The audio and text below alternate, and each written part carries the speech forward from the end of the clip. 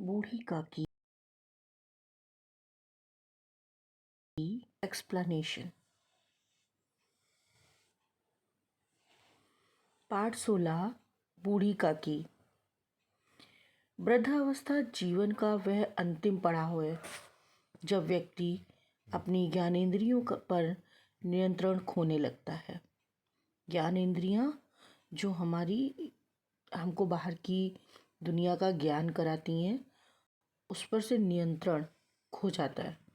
बूढ़ी काकी में जीभ के स्वाद के सिवाय और कोई इच्छा शेष न थी। जब बाजार से कोई वस्तु आती और उन्हें न दी जाती तो वे बच्चों के समान जोर जोर से रोने लगती थीं।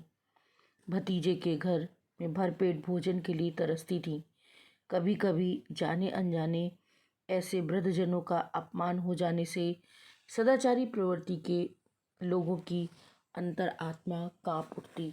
सदाचारी प्रवृत्ति जो आसपास के लोग देखते थे, उनकी जो अंतरात्मा थी उनको देखकर कांपने लगती थी। मनोभावों के कुशल चितेरे मुंशी प्रेमचंद। मनोभावों, मन के जो भाव होते हैं उनको देखने वाले, कुशल चितेरे, उनको अच्छी तरह से देखने वाले मुंशी प्रेमचंद ने मानवीय आचरण और व्यवहार की इस कहानी को बड़े ही मनोवैज्ञानिक ढंग से प्रस्तुत किया है।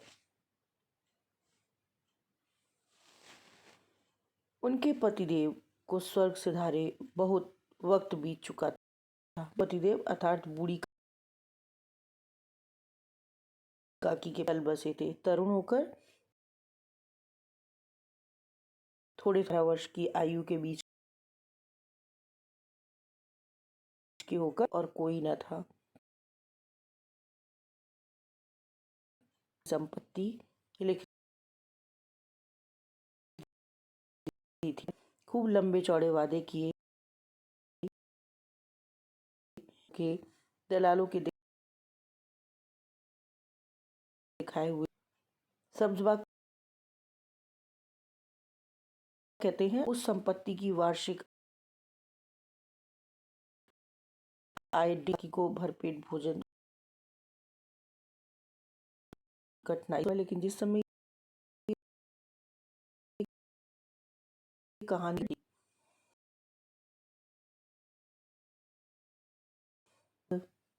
था अथवा उनकी अर्धांगिनी श्रीमती रूपा का इसका निर्णय करना सहज नहीं है, आसान नहीं है। बुद्धिराम कभी कभी विचारते कि इसी संपत्ति के कारण वे इस समय भले मानुष बने बैठे हैं।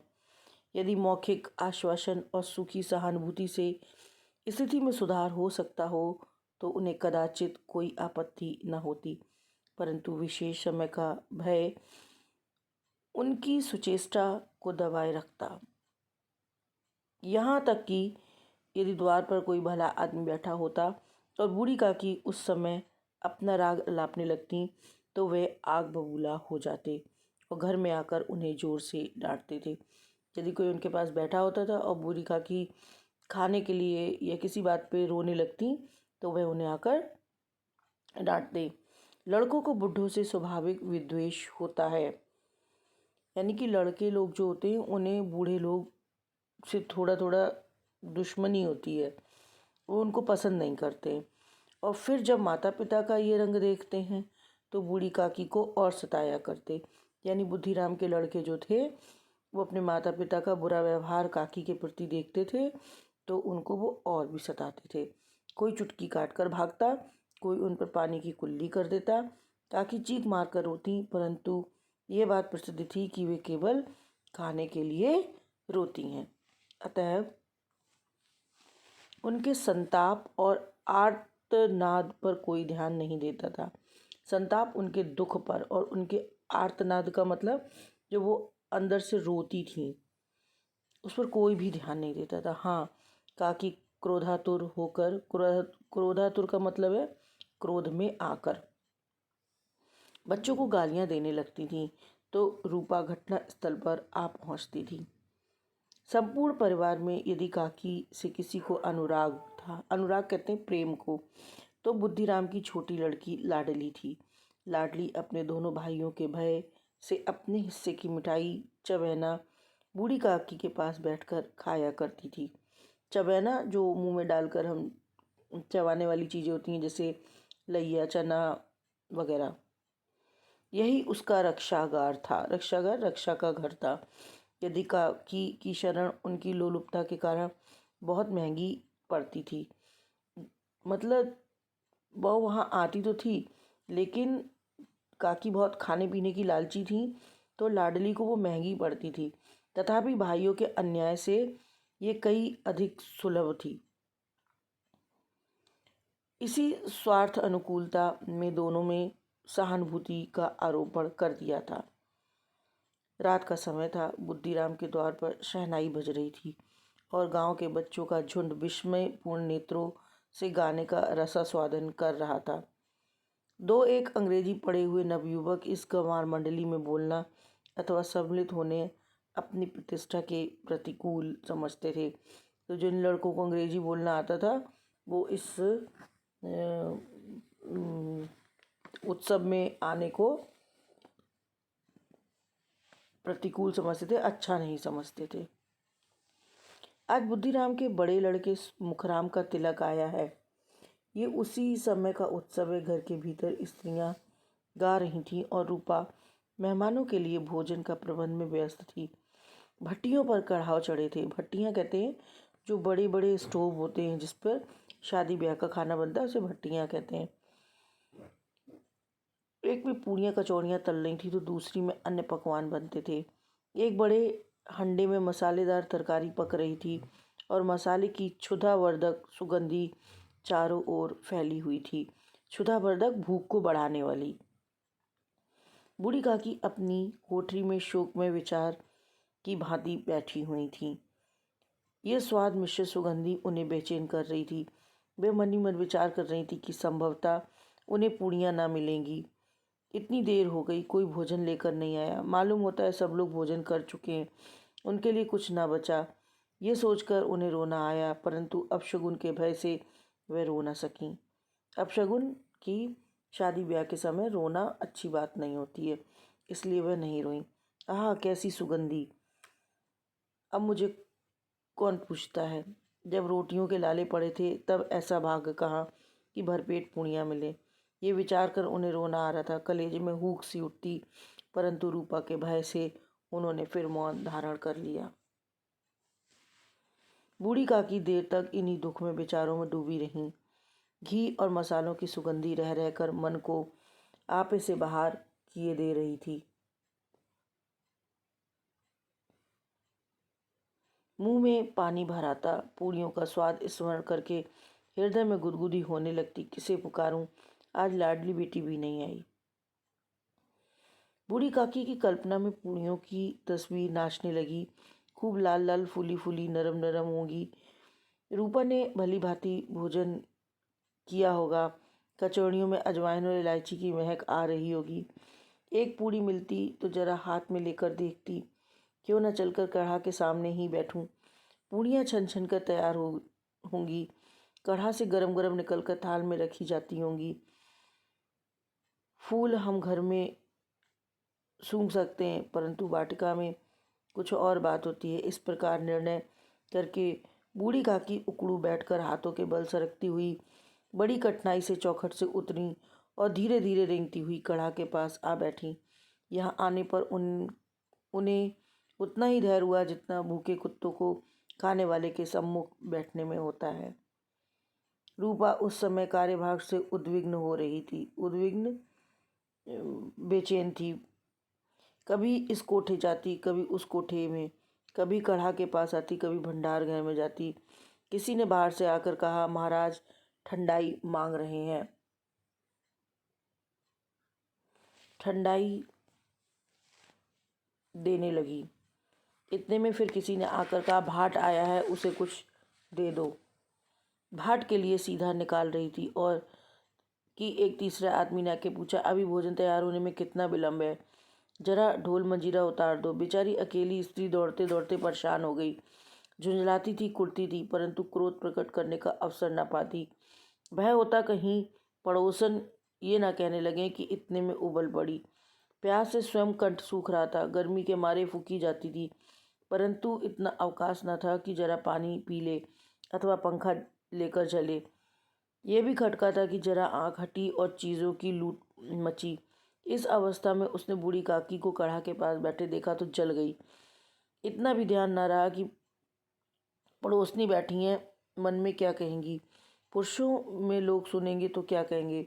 जिस प्रकार मेंढक केचुए पर झपटता है, उसी प्रकार वह बूढ़ी काकी पर झपटी और उन्हें दोनों हाथों से झटक कर बोली, ऐसे पेट में आग लगे, पेट है या भाड़। कोठरी में बैठते क्या दम घुटता था। अभी मेहमान ने नहीं खाया, भगवान का भोग नहीं लगा, तब तक धैर्य न हो सका, आकर छाती पर सवार हो गई। जल जाए ऐसी जीव। गांव देखेगा तो क्या कहेगा कि बुढ़िया भरपेट खाने को नहीं पाती, तभी इस तरह मुंह बाए फिरती है, नाम बेचने पर लगी है, नाक कटवा कर दम लेगी, इतना ठूसती है, न जाने कहाँ भस्म हो जाता है। भला चाहती ही हो तो जाकर कोठी में बैठो, जब घर के लोग खाने लगेंगे तब तुम्हें भी मिलेगा। तुम कोई देवी नहीं हो कि चाहे किसी के मुंह में पानी न जाए, परंतु तुम्हारी पूजा पहले ही हो जाए। उसे बुरा भला कहती है अपनी बुआ सास को। बूढ़ी काकी ने सिर उठाया, न रोई न बोली, चुपचाप रेंगती हुई कोठरी में चली गई। आवाज़ ऐसी कठोर थी कि हृदय और मस्तिष्क में संपूर्ण शक्तियाँ, संपूर्ण विचार और संपूर्ण भार उसी की ओर आकर्षित हो गए। भोजन तैयार हो गया, आंगन में पत्तलें पड़ गईं, मेहमान खाने लगे।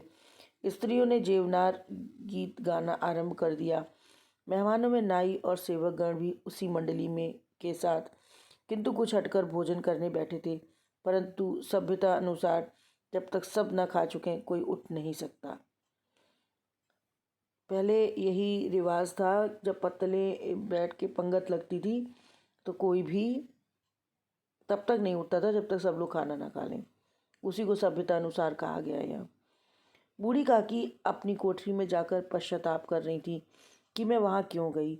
उन्हें रूपा पर क्रोध नहीं था, अपनी जल्दबाजी पर दुख था। सच ही तो है, जब तक मेहमान लोग भोजन न कर चुकेंगे घर वाले कैसे खाएंगे।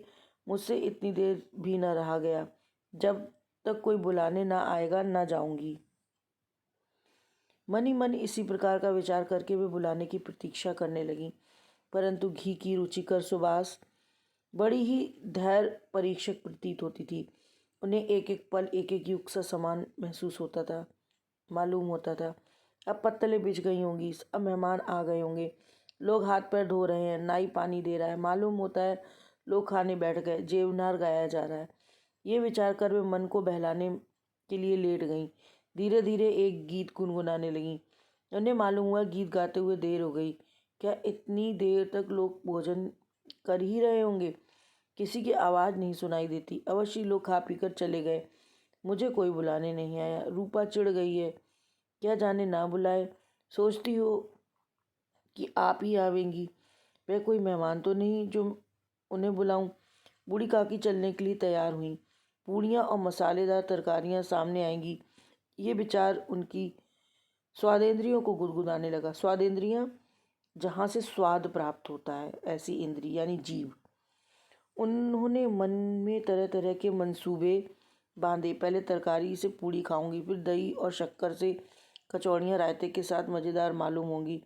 चाहे कोई बुरा माने चाहे भला, मैं मांग मांग कर खाऊंगी। यही ना लोग कहेंगे कि इन्हें विचार नहीं। कहा करें, इतने दिन बाद पूड़ियाँ मिल रही हैं तो मुंह जूठा करके थोड़े ही उठ जाऊंगी। वे उकड़ू बैठकर हाथ के बल सरकती हुई आंगन में आई, परंतु हाय दुर्भाग्यवश अभिलाषा ने अपने पुराने स्वभाव के अनुसार समय की मिथ्या कल्पना की थी। मेहमान मंडली अभी बैठी थी, कोई खाकर उंगलियां चाटता था, कोई तिरछे नेत्रों से देखता था, और लोग अभी खा रहे थे या नहीं। कोई इस चिंता में था कि पत्तल पर पूड़ी छूटी जाती है, किसी तरह इन्हें भीतर रख लें। कोई दही खाकर जीभ चटकारता था, परंतु दूसरा दोना मांगते संकोच नहीं करता कि इतने में बूढ़ी काकी रेंगती हुई उन्हीं के बीच जा पहुंची। कई आदमी चौंक कर उठ खड़े हुए, पुकारने लगे, अरे ये बुढ़िया कहाँ है, कहाँ से आ गई। पंडित बुद्धिराम काकी को देखते ही क्रोध से तिलमिला उठे, पूड़ियों के थाल को जमीन में पटक दिया और जिस प्रकार निर्दयी महाजन अपने किसी बेईमान और भगोड़े कर्जदार को देखकर झपट कर उसका टेटुआ पकड़ लेता है, उसी तरह लपक कर उन्होंने काकी के दोनों हाथ पकड़े और घसीटते हुए लाकर उन्हें अंधेरी कोठरी में धम्म से पटक दिया। मेहमानों ने भोजन किया, घर वालों ने भोजन किया, बाजे वाले, धोबी आदि भी भोजन कर चुके थे, परंतु बूढ़ी काकी को किसी ने न पूछा। बुद्धिराम और रूपा दोनों ही बूढ़ी काकी को उनकी निर्लज्जता के लिए दंड देने का निश्चय कर चुके थे। उनके बुढ़ापे पर, दीनता पर, हतज्ञान पर किसी को करुणा नहीं आई। अकेली लाडली उनके लिए कुढ़ रही थी। लाडली का काकी से अत्यंत प्रेम था। जब उसके माता पिता ने काकी को निर्दयता से घसीटा तो लाडली का हृदय ऐंठ कर रह गया। वह झुंझला रही थी कि ये लोग काकी को बहुत सी पूड़ियाँ क्यों नहीं दे देते। क्या मेहमान सब खा जाएंगे? और यदि काकी ने मेहमानों से पहले खा लिया तो क्या बिगड़ जाएगा? वह काकी के पास आकर उन्हें धैर्य देना चाहती थी, परंतु माता के भय से न जाती थी। उसने अपने हिस्से की पूड़ियाँ न खाईं, अपनी गुड़िया की पिटारी में बंद करके रख दी। उन पूड़ियों को काकी के पास ले जाना चाहती थी। उसका हृदय अधीर हो रहा था। बूढ़ी काकी मेरी बात सुनते ही उठ बैठेंगी, पूड़ियाँ देखकर कैसी प्रसन्न होंगी, मुझे खूब प्यार करेंगी। रात को 11 बज गए। रूपा आंगन में पड़ी सो रही थी। लाडली की आंखों में नींद न आई। काकी को पूड़ियाँ खिलाने की खुशी उसे सोने न देती। उसे विश्वास हो गया था कि अम्मा सो रही है, तो चुपके से वह उठी और विचारने लगी कैसे चलूं। चारों ओर अंधेरा था, केवल चूल्हों की आंख चमक रही थी और चूल्हों के पास एक कुत्ता लेटा हुआ था। उसने पिटारी उठाई और बूढ़ी काकी की कोठरी की ओर चली। बूढ़ी काकी को केवल इतना स्मरण था कि किसी ने मेरे हाथ पकड़कर घसीटे। फिर ऐसा मालूम होता था जैसे कोई पहाड़ पर उड़ाए लिए जाता है। उनके पैर बार बार पत्थरों से टकराए। तब तक किसी ने उस पहाड़ पर पटका। वे मूर्छित हो गई। जब वे सचेत हुई तो किसी की जरा सी आहट न मिलती थी। समझी कि सब खा पीकर सो गए और उनके साथ मेरी तकदीर भी सो गई है। रात कैसे कटेगी? राम, क्या खाऊं? पेट में अग्नि धधक रही है। किसी ने मेरी सुधि न ली। क्या मेरा पेट काटने से धन उजड़ जाएगा? बुद्धिराम ने मुझे घसीटा, पटका। उसी पूड़ियों के लिए रूपा ने सबके सामने गालियां दी। उन्हीं पूड़ियों के लिए इतनी दुर्गति करने पर भी उसका पत्थर का कलेजा न पसीजा। सबको खिलाया, मेरी बात तक न पूछी। ये विचार कर काकी निराश में संतोष के साथ लेट गई। ग्लानि से गला भर आता था, परंतु मेहमानों के भय से न रोती थी। सहसा उनके कान में आवाज पड़ी, काकी उठो, मैं पूड़ियाँ लाई हूँ। काकी ने लाडली की आवाज़ पहचानी, झटपट उठकर बैठ गई। दोनों हाथ से लाडली को टटोला और उसे गोद में बिठा लिया। लाडली पूड़ियाँ निकाल रही थी। काकी ने पूछा, क्या तुम्हारी अम्मा ने दी हैं? लाडली ने कहा, नहीं, मेरे हिस्से की हैं। काकी पूड़ियों पर टूट पड़ी। 5 मिनट में पिटारी खाली हो गई। लाडली ने पूछा, काकी पेट भर गया? जैसे थोड़ी सी वर्षा ठंडक के स्थान पर और भी गर्मी पैदा कर देती है, उसी भांति इन थोड़ी सी पूड़ियों ने काकी की क्षुधा और इच्छा को और उत्तेजित कर दिया था। वे बोली, नहीं बेटी, जाकर अम्मा से मांग लाओ। लाडली ने कहा, अम्मा सोती हैं, जगाऊंगी तो मारेंगी। काकी ने पिटारी को फिर टटोला। उसमें कुछ खुरचन गिरे थे, उन्हें निकाल कर वे खा गईं। बार बार होंठ चाटती, चटकारे मारती थीं। सहसा लाडली से बोली, मेरा हाथ पकड़कर वहाँ ले चलो जहाँ मेहमानों ने बैठकर भोजन किया था। लाड़ी उनका अभिप्राय समझ न सकी। वह काकी का हाथ पकड़ा और ले जाकर जूठे पत्तलों के पास बिठा दिया। दीन, क्षुधा आतुर, हतज्ञान बुढ़िया पत्तलों से पूड़ियों के टुकड़े चुन चुन कर भक्षण करने लगी। तो दही कितनी स्वादिष्ट थी, कचौड़ियाँ कितनी सलोनी, खस्ता कितनी सुकोमल। काकी बुद्धिहीन होते हुए भी इतना जानती थी कि मैं वह काम कर रही हूँ जो मुझे कदापि नहीं करना चाहिए। मैं दूसरों की जूठी पत्थल चाट रही हूँ। ठीक उसी समय रूपा की आंख खुली। उसे मालूम हुआ कि लाडली उसके पास नहीं है। वह चौंकी, चारपाई से इधर उधर ताकने लगी कि कहीं नीचे तो नहीं गिर पड़ी।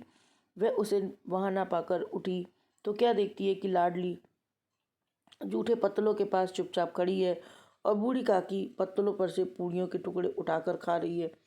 रूपा का हृदय सन्न हो गया। किसी गाय की गर्दन पर छुरी चलते देखकर जो अवस्था उसकी होती वही उस समय हुई। एक ब्राह्मणी दूसरे की जूठी पत्तल टटोले, इससे अधिक शोकमय दृश्य असंभव था। पूड़ियों के कुछ ग्रासों के लिए उसकी चचेरी सास ऐसा पतित और निकृष्ट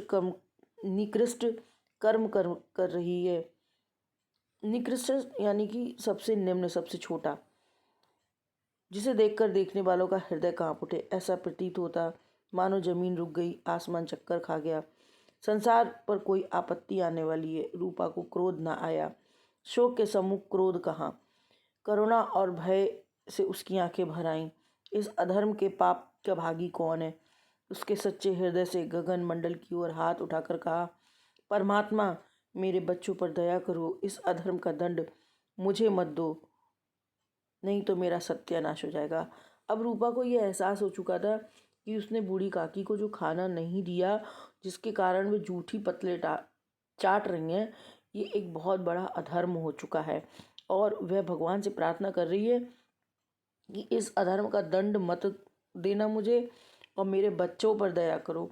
ये सब जानते हैं कि जो पाप मनुष्य करता है उसके भागी उसके बच्चे होते हैं, तो वो ईश्वर से क्षमा प्रार्थना कर रही है। वह सोचने लगी, हाय मैं कितनी निर्दयी हूँ, जिसकी संपत्ति से मुझे 200 रुपया वार्षिक आय हो रही है, उसकी ये दुर्गति और मेरे कारण। हे दयामय भगवान, मुझसे बड़ी भारी चूक हुई, मुझे क्षमा करना। आज मेरे बेटे का तिलक है, सैकड़ों मनुष्यों ने भोजन पाया, अपने नाम के लिए सैकड़ों रुपए व्यय कर दिए, परंतु जिसकी बदौलत हजारों रुपए पाए उसे इस उत्सव में भरपेट भोजन न दे सकी। रूपा ने दिया जलाया, अपने भंडार का द्वार खोला और एक थाली में संपूर्ण सामग्रियां सजाकर हाथ में लिए हुए बूढ़ी काकी की ओर चली। भोले भाले आधी रात हो चुकी थी। आकाश पर तारों के थाल सजे थे। बूढ़ी काकी को अपने सम्मुख थाल देखकर वह सुख प्राप्त हुआ। रूपा ने कंठावरुद्ध स्वर में कहा, काकी उठो, भोजन कर लो, मुझसे आज बड़ी भूल हुई है, इसका बुरा न मानना। परमात्मा से प्रार्थना कर दो कि वे मेरा अपराध क्षमा कर दें। भोले भाले बच्चों की भांति जो मिठाइयाँ पा और मार और तिरस्कार सब भूल जाते हैं, बूढ़ी काकी भी वैसे ही सब कुछ भुलाकर बैठी हुई खाना खा रही थी। उन्हें एक एक रोए से सच्ची सदिच्छाएं निकल रही थीं और रूपा इस स्वर्गीय दृश्य का आनंद लेने में निमग्न थी। सदिच्छाएं मतलब उनकी दुआएं निकल रही थीं और रूपा जो थी इस स्वर्ग स्वरूपी दृश्य को देख रही थी और उसका आनंद लेने में मग्न थी। यहाँ पे स्वर्गीय का अर्थ मरने से नहीं है, यहाँ स्वर्गीय का अर्थ है कि स्वर्ग के स्वरूप जो दृश्य है उसको देखने में निमग्न थी। Please like and subscribe my channel.